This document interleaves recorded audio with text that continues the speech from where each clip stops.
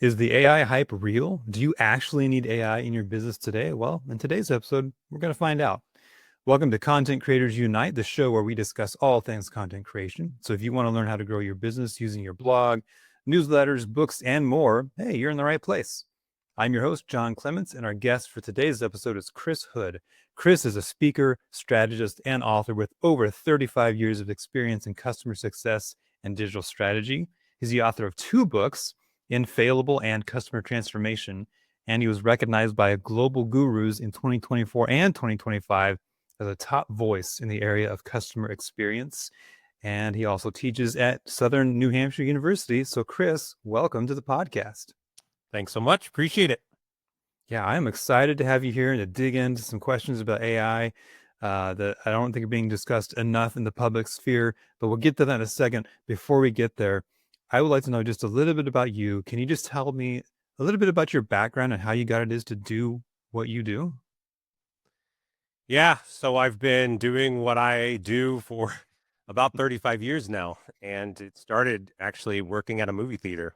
And while I was there, I picked up some of the cliche remarks and theories that we've all heard, like the customer is always right and predict what your customer needs before they ask for it. And I think a lot of that really sat on me, and I thought about it and tried to find ways to perfect it. And over the course of, I'd say during my 20s, while I was going between different roles, most of it was, well, if the customer is always right, how am I going to be able to achieve that? And I was a technologist. I had, I tell the story often where I was presented with, okay, what are you going to do when you grow up?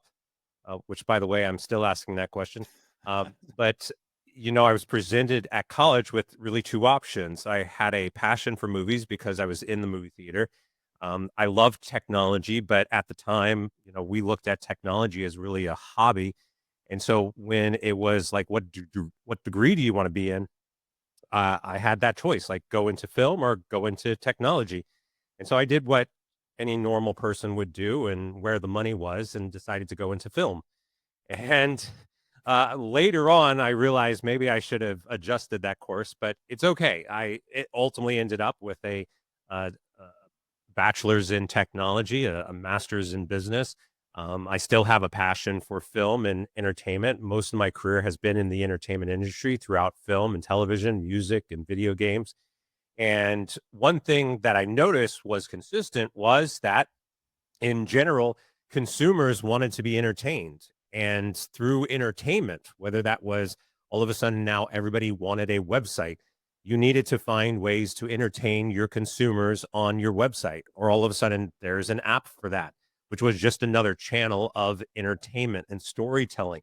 So, all of the things that I actually learned from the entertainment industry portrayed the same viability when it came to how you were going to accomplish that through different forms of technology as they were innovated and came into existence.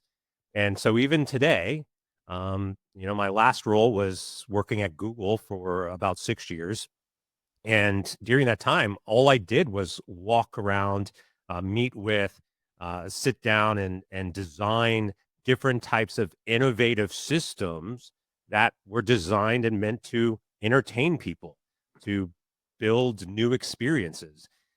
And so I think when I look at this broadly, the consistency in the customer, the consumer, entertainment, value, presenting and leveraging technology in unique ways has been a staple, and it's been one that I've really enjoyed.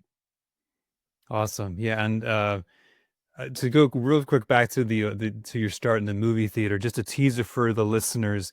If you buy his book Infallible, you can learn a little bit more about that journey. And here's a hint. He actually got a patent, which I can't talk about today, but it's in the book. So check that out for sure.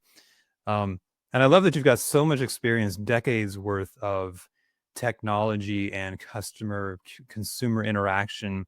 And that's led now into the AI space, which you're, in my opinion, an expert on. And I noticed that this is kind of what your latest book is about, Infallible. So could you just kind of give the high level overview of of even inspired you to write this book, and kind of what's the message you're hoping to get across? Yeah, so for context also, I started playing with AI in 1999. And so I think it's always comical to me when people say, AI is here to stay. AI is the new big thing. Well, it's 65-year-old technology that's just now coming into its own, so to speak. Um, but as I started to play with AI and get more familiar with it, and definitely while I was at Google for 6 years, I helped a lot of organizations implement AI into their stack. Most famously, some like Starbucks, you know, um, and so you know we've had AI as part of our experiences for a long time, and then all of a sudden, overnight, it became the thing to do. And what we saw was a lot of people who were waking up and changing their LinkedIn profiles to become experts in AI and trying to position themselves as understanding what was going on. Well, the problem with that was that as AI began to become more of the conversation, the understanding of what AI was actually capable of doing became disjointed. We learned about AI through movies.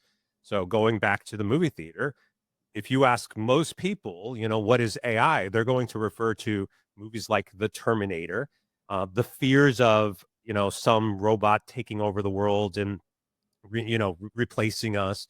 Some other, great movie examples like Bicentennial Man or iRobot or even AI from Steven Spielberg, War Games, like on and on and on. These were the frameworks for us to understand what AI was.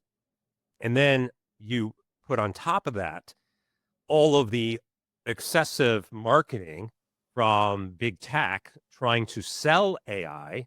And then you've got all the VCs who are investing in AI. What you end up with is a complete and total misunderstanding of what AI actually is and what it's actually capable of doing. And so this hype that we start to see, I started to look at as an ideology. And my book is titled Infallible: The Artificial Intelligence Ideology That is Reshaping Consumer Behavior, because this ideology became almost like a belief system in the infallibleness of artificial intelligence. And the problem with this is that when I went through and did a little research and started to interview people, the belief in AI, which is what they hear through the media or read online, and the actual capabilities of AI, there's about a 7-year gap. We are that far away from actually doing the things that people believe it can do. And so I thought this was really interesting that one, there's this ideology, this belief system in a technology that is probably stronger than any technology I've seen in our lifetime. And that the premise of that ideology is based in false realities. And so I wanted, though, to also write not just about that belief system, but take into a perspective of, well, there are a multitudes of different types of AIs, and there's a multitude of different types of human intelligences. What if we actually pit them together, or sort of cage match style, and see who would win in certain areas of your business? And so it's a really interesting kind of approach that takes the human element and the artificial element and then merges those together to start to recognize, you know, what can it actually accomplish? What can it actually do? What can't it do? And how can the human portion of that help support it better? Yeah, so I want to actually go down that rabbit hole because this is again is fascinating to me, and I think it's important to know, because to your point, like I'm on LinkedIn all the time, and I see so much AI hype. To your point of it'll do this, it'll do that. You can fire this person and that person. I'm going, well, wait a second. Every time I try it, it doesn't do those things. So either I'm stupid or you're wrong, or maybe both. Um, And I also see, to a lesser extent, I see the doomsdayers who say, "Oh, AI is going to completely destroy or kill this, that, and you should never touch it and just stay away." So I feel like the answer is probably somewhere in the middle. So I'm really curious as to your answer of just what are some things that AI can do well, and maybe some things that maybe it can't do well. Like, talk to me about that 7-year gap a little more. Yeah. So, I mean, if we look primarily at generative AI, which is probably the one that most people are familiar with now, ChatGPT as an example, and then all the other types of generative models that are out there, all called large language models, which are basically taking, you know, language and then rewriting it in different ways. A good example of what large language models do is um, there's predictive artificial intelligence. So if you're using like an email program or even on your phone now, if you're texting a message and it predicts what the next word is so that it makes it easier, that's all various forms of large language models. And so you could put a prompt in and you can say, hey, write me an article that's 100 words in the style of Shakespeare, and it will do it. So from a basic premise, it's great because it can be leveraged as a mechanism for brainstorming. It could be leveraged as a mechanism for organization. It can give you insights or ideas that you may not have been able to think of your own. So, let's say the two of us are sitting in a room and we're brainstorming an idea for your next podcast episode, and we're going to have a whiteboard and maybe we jot down some ideas. You could go into ChatGPT and say, give me 20 ideas for my next podcast. You read through them and you pick the ones you like. And so, from a brainstorming and collaboration perspective, it's a great tool.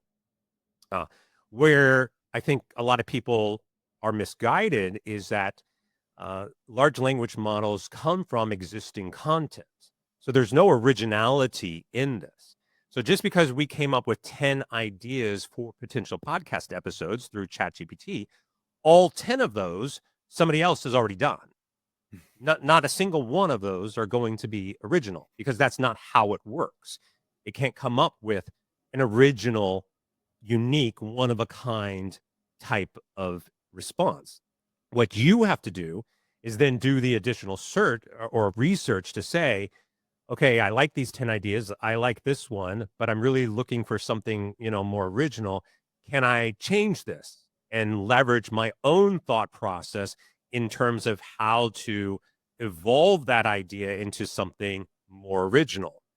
And so that originality is the part that I think a lot of people are concerned about, especially there's a lot of news going on right now with the United States Copyright Office, where if you output something leveraging a large language model, generative AI, and you try to copyright it, it's going to get rejected because it was solely written by artificial intelligence, which means it's not original. It needs some sort of human author component into that. And even then, you could argue that, if I just change a couple of words here and there, would that be original? And in most cases, it's not.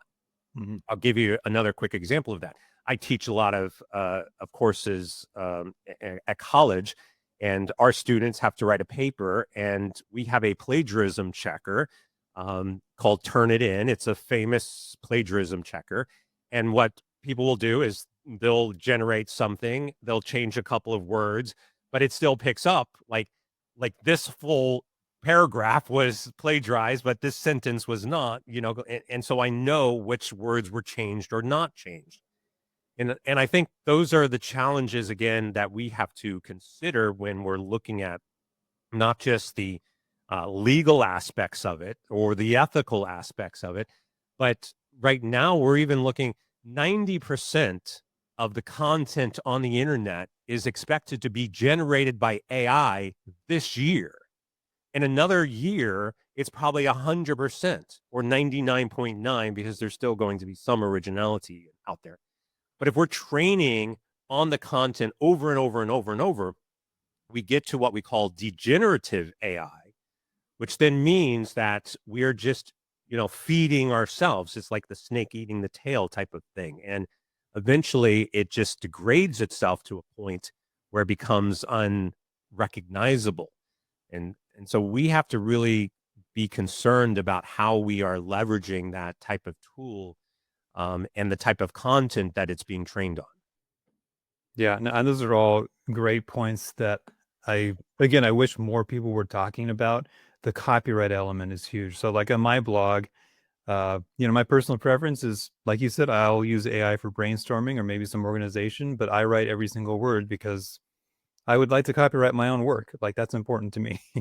um, so let me ask you this though, in light of all of that and kind of what it does well, what it doesn't do well, some of the pitfalls. One thing I hear all the time, probably on a daily basis, is some version of, if you're not using AI in your business, you're going to get left behind. You may as well be in the Stone Age writing with a chisel in a rock. I guess the operative question is, do you have to use AI in your business? Is it a requirement in 2025 to utilize AI? No, and that's and what you just outlined is a, a genuine sign of somebody who has no idea what they're talking about and is overly hyping, a tool. They're trying to sell something. I had somebody post an article from a VC, and blah blah blah, says whatever it says, and I said, well, they're wrong. And the question back to me was, so what you're saying is all of the big tech, all of the VCs, all of the people who are using this, you're saying they're all wrong and you're right. I'm like, don't look at it that way. Ask yourself, why do you think they're promoting it? Mm-hmm. And if you can answer that question, which is the obvious answer, is they're trying to sell you something, then that's why they're saying it. Right? It's, I've talked about this also in my book, the classic snake oil salesperson, the gold rush, all of these things. It's because when you're trying to sell something, you are going to hype it beyond its capabilities. I've seen some of the exact same comments, and I usually write, well, that's interesting. I have a company that is genuinely successful, and we have nothing to do with AI. We don't use it. We don't need it. Right. So, no, it's a false statement. And I'm sure that if we come up, we could, again, brainstorm, or we could ask ChatGPT. Yeah. We could come up with a multitude number of businesses that are not leveraging AI and don't need AI and have a consumer experience that is genuinely human, and that answers the question. It's not a requirement. Yeah. Again, thank you for saying that, because again, these are points of view that I don't think are getting enough airtime. So I really appreciate that you're very clear and very direct about that answer, which I do believe is correct.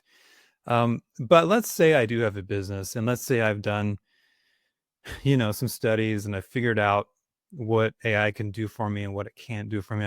I've decided, okay, I do want to use it in my business, and maybe I want to use it in some customer facing way. What are some ideas or steps that I could take to make sure that I'm still getting the human touch, even if I'm maybe using AI to assist me? Like, what does that look like? Well, I think the first challenge that a lot of businesses face, and definitely entrepreneurs, so there's so many people out there who are thinking about building a new business, and they're starting with, well, I want to create an AI business, right? That's kind of their starting point. Um, Businesses have to start with, what problem are you solving? And I think even running a business has to start with, what problem are we solving? And how I kind of put this, and it goes back to our previous conversation, which is customer first, technology last, and there's a lot of things in between customer and technology, and AI maybe, right? And if you break this down, even if you're thinking about, let's say you have an existing company and you have existing customers, it's amazing how many people are imposing AI onto their consumer base without actually asking their customer if they want to use AI or not. And in a lot of cases, most of the customers do not. And so I use some examples in my book about, like, say, Taco Bell and Wendy's, who now, If you go into a Taco Bell, you have to either order at a kiosk, order on your mobile app, or if you go through the drive-through, you are presented with an AI assistant who is at the drive-through window taking your order. There is no option. I am forced to use some sort of technology to order my food. And if I go next door to their competitor, Del Taco, I have a human standing outside taking my order, even on a drive through. And if I go in, I go up to the counter and I talk to a human, and they don't even have a kiosk. But if I go into McDonald's, I could go up to the counter, I could go up to a kiosk, and even at the drive through, sometimes there's an AI assistant, sometimes there's not. The point of this is that there's a lot of options out there. And I would argue that if we compare it to, like, say, grocery stores where I have a self checkout line, or I can still go through a checkout and talk to a human being, providing the option is going to be your best course of action because you can't satisfy everybody. And so you want to present as many different options as you can. If you are forcing AI onto somebody, they are most likely, you will lose those customers. They are going to go to your competitors. Some people are going to continue to do it. They're going to like the technology. They're going to like the convenience, just like self checkout lines. But then there is a portion that will not like it. And so if the problem is how do we expedite ordering processes, then that's your starting point. You have to start with that. And then you can go down the line, figure out the technology. And as I've said multiple times, there's probably 100 different types of technologies you can use to solve the problem that you have. And AI isn't one of them. And then maybe you would get to AI and say, well, AI could really help us in this area. Now let's explore a little bit more about how that could work. And you can hire a consultant, like myself, you can get somebody who can guide you through those questions. But ultimately, no matter what it is, if you want to implement AI, that's the wrong approach. You don't start with, hey, let's implement AI because everybody else is doing it and we don't want to be left out. You want to start with, do we even have a problem that we need to solve? And if we do, what is that problem? How do we want to solve it? Let's talk to our consumers. Is this a problem that you see? Let's get their feedback into that process. Then let's talk to them about what kind of technologies are you using? What kind of technologies do you think you would like to use to help you solve that particular problem? And then we can start figuring out how we're going to build it and then eventually get to, well, maybe AI is going to help us in that. Um, but if you're not doing it in that order, customer first, technology last, AI maybe, then you're most likely going to lose that business. Yeah, I love that order that you put forward. Customer first, technology last, AI maybe. That's what I found to be true even in my own business is, well, let me try some AI thing to help me on the back end and see if it works. And if it works, great. If not, okay, well, that was an hour of my life I'll never get back. But that right, instead of just going straight to the AI solution. And to me, like in my line of work, two of the dumbest examples I've seen are ClickUp and Adobe PDF. Both of those tools uh, created little AI assistants. And I'm going, I don't need AI to help me move my ClickUp task from one row to another. Like I can handle that. I'm pretty smart. And then the same with the PDF, right? I don't need an AI agent to read a PDF. I possess full capabilities to read. So I think that's a class. I don't know what their research is, but I feel like that's a classic example of cart before the horse. Let's just throw it out there and see what happens instead of stopping and going, does anybody really even want this? Yeah, and what's funny is there's a lot of talk about AI agents, and I usually bring up, Microsoft and Microsoft Word and Excel back in 1990s had an AI agent. It was a little paper clip that Yeah, bounced around on Clippy. your screen. Yeah. Yeah, and so for people who know that, I mean, that was an AI agent, and no one was sitting there saying, "Well, look, we've got AI agents." No, it was just a feature that helped you do the things you wanted to do. And yet now today it's, been overly glorified. Yeah, and Clippy is not still around. I seem to recall he was the butt of a lot of jokes at the time.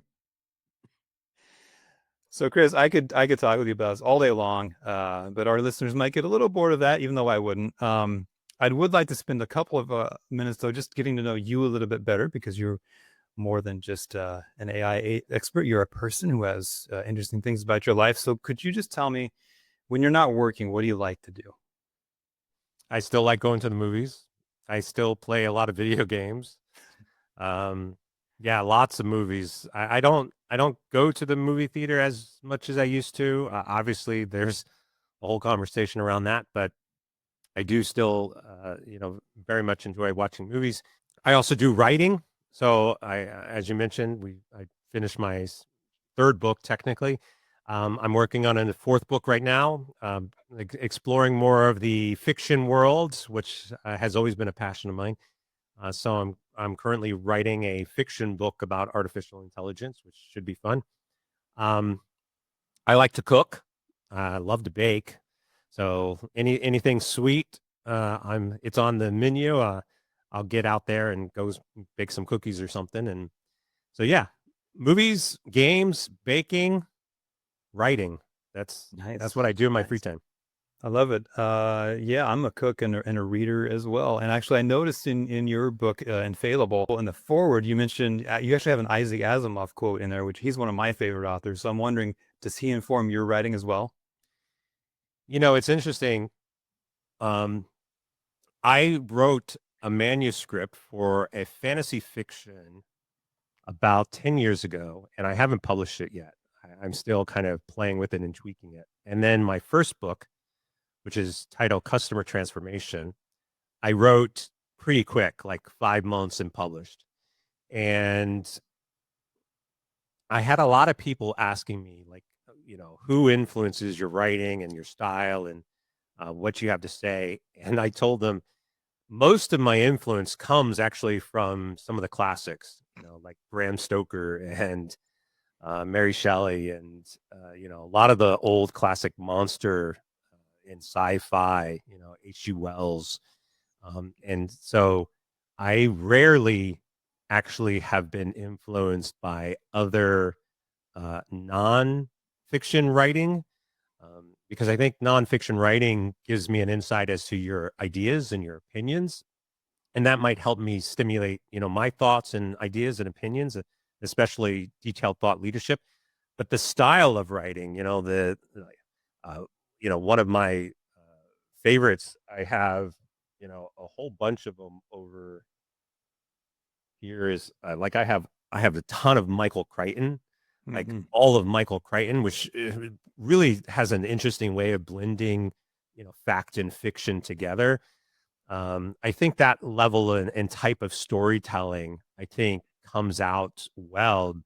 And so a lot of the reviews so far on Infallible has been, well, I couldn't have gotten through this subject matter like AI. I don't get it. I don't really understand it, but it was really interesting because you can bring, some really, like some of my own personal stories into it that really have nothing to do at all with AI, but I can eventually get to the point, and so if you just want to have something fun and enjoyable to read and then have an ending point and thought, um, all of that really is coming from fiction writing as opposed to, uh, you know, any type of business writing.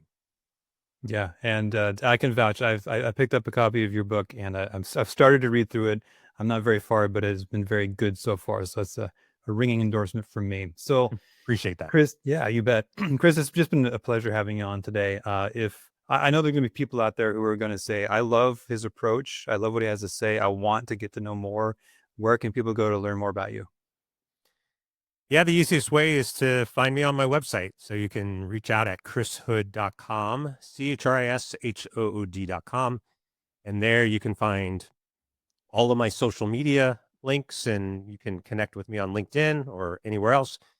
You can find my blog. You can find where you can pick up a copy of my books. Um, Really, everything is right there. That's probably the easiest starting point, chrishood.com. All right, and we'll have that in the show notes for sure. So again, Chris, thank you so much for being a guest today. Thank you.